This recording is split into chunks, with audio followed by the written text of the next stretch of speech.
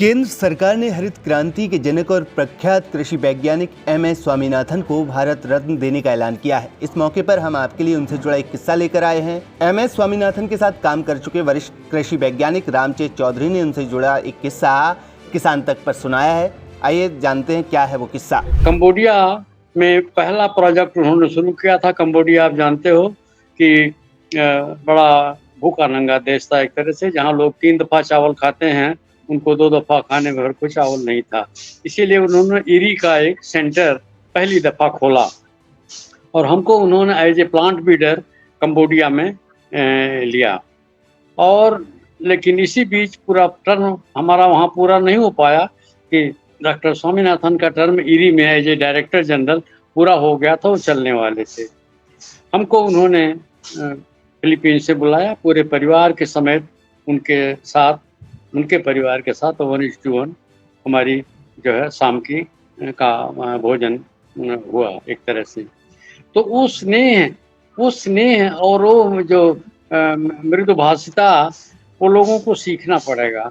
As a scientist, as a वैज्ञानिक, तो अभी डॉक्टर वीपी सिंह ने काफ़ी कुछ सुनाया और लोग भी दूसरे चर्चा करेंगे, लेकिन एक व्यक्तित्व के तरह के तौर पर जो कुछ वो बोलते थे, जो कुछ वो कहते थे, जो भाव उनके पास था, वो अनुकरणीय है।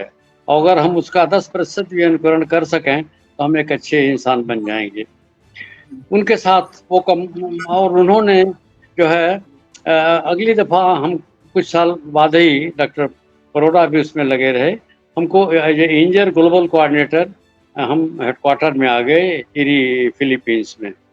वहाँ से हमको डॉक्टर स्वामीनाथन का जो इंस्टीट्यूट है एमएसएस फाउंडेशन, चेन्नई में आने का मौका मिला। पहली दफ़ा वहाँ हम चेन्नई आए थे परिवार समेत। उन्होंने कहा कि डॉक्टर चौधरी, ये भोजन हमारा तो सात्विक है और वो भी लंच का समय है, तो लंच में मिसेस स्वामीनाथन और डॉक्टर स्वामीनाथन और हम, ये 3 जनों ने भोजन वहाँ स्वामीनाथन फाउंडेशन के बगल में एक छोटे से रेस्तरां में किया। तो ये जो सरलता है ना, ये कम लोगों में आ सकती है और हमको सीखना चाहिए। खासतौर से नई पीढ़ी जो जरा से थोड़े से जो है कुछ अकम्पलिशमेंट उनका हुआ तो थोड़े अकड़ से जाते हैं। तो ये डॉक्टर स्वामीनाथन से ये बड़ी सीखने की बात है, जो हरित क्रांति के जनक रहे अपने देश के लिए और तमाम चीज़ें उन्होंने की, वो तो अलग की बात है, लेकिन उनका स्वभाव, उनका मृदु स्वभाव और वो अनुकरणीय है। तीसरी मुलाकात, बीच बीच जो छोटी छोटी मुलाकातें होती रहीं, लेकिन तीसरी मुलाकात जो एक तरह से मील का पत्थर जिसको हम कहेंगे बन गया।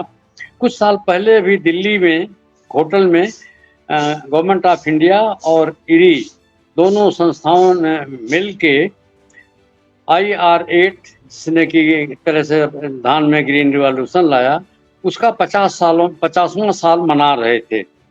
हम भी इनवाइटेड थे और काफ़ी नामी गिरामी लोग थे। डॉक्टर खुश जैसे विभूतियाँ भी मौजूद थी, कई विश्वविद्यालयों के वाइस चांसलर, डायरेक्टर्स, ये सारे लोग मौजूद थे।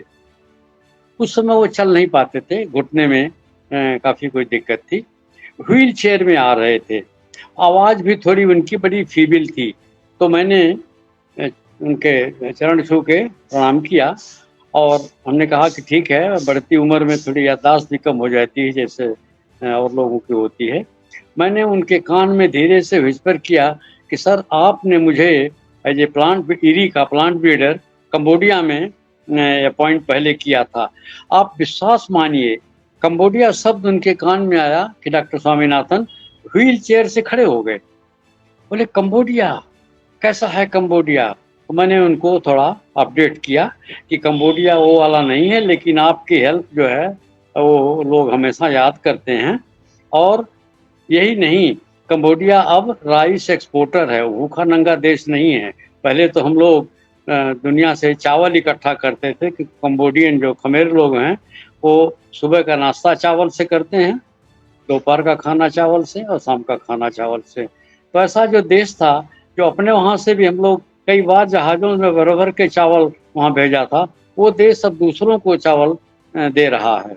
तो उस समय जो वहाँ के प्रधानमंत्री थे मिस्टर हुन सेन, हुन सेन ने पूछा कि आखिर ये हम तो भूखे नंगे थे, हम ये चावल एक्सपोर्ट कैसे कर रहे हैं दूसरे देशों को। तो लोगों ने सुनाया ये डॉक्टर स्वामीनाथन की देन है कि उन्होंने ये इस देश में इरी का एक केंद्र बनाया, जहां तमाम वैरायटी दूसरे देशों से मंगा के सीधे किया, और उसमें फिर मेरा नाम लोगों ने लिया कि डॉक्टर रामचंद्र चौधरी थे, एक इंडियन, और उन्होंने ऐसी वैरायटी थी कि सारे पूरे देश में फैल गई हैं, और उन्हीं की पैदावार के बदौलत हम आज राइस के एक्सपोर्टर हैं।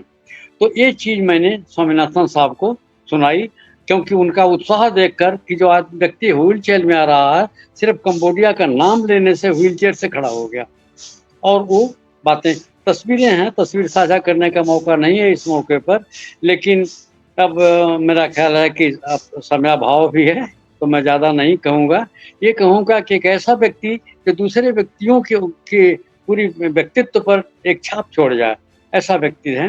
वैज्ञानिक तो खैर वो थे ही, विश्व के दर्जे के, असली दर्जे के वैज्ञानिक, भारत में ग्रीन रिवॉल्यूशन, हरित क्रांति लाने वाले वैज्ञानिक, और लाखों लोगों को उन्होंने सिखाया, पढ़ाया और ट्रेन किया।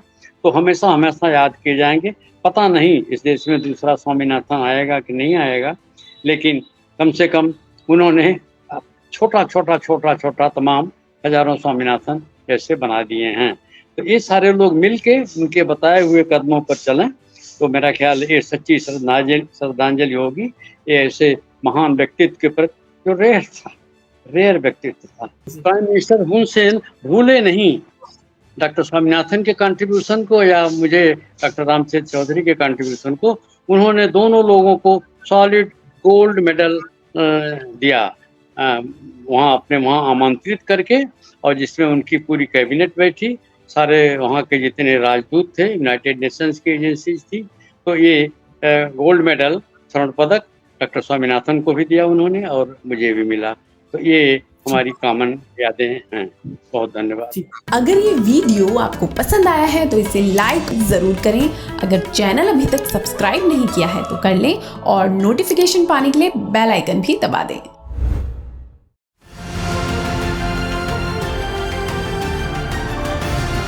किसान तक खाना है तो उगाना है, किसान तक खाना है तो उगाना है, किसान तक खाना है तो उगाना है, किसान तक खाना है तो उगाना है, किसान तक खाना है तो उगाना है, किसान तक खाना है तो उगाना है।